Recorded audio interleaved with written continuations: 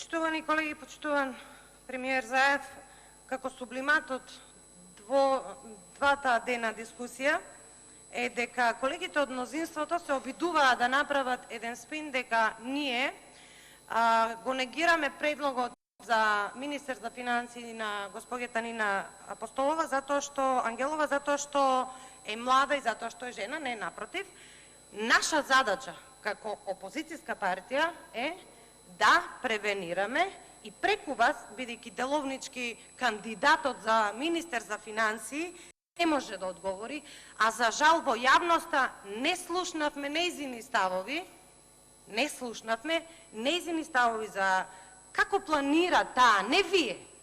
иако сте вие мандатар и премиер, не вие, како планира таа, барем едно интервју да прочитавме, како планира таа да води и да ја чува државната каса, па дури и од вас, затоа што најголемиот притисок ќе го правите токму вие за одредени проекти. Значи, јас не можам нејзе сега да ја поставам прашање, но требало да го слушне јавноста одговорот. Дали ја прашавте како ќе го зголеми бруто домашниот производ ако гардот спрема странските директни инвестиции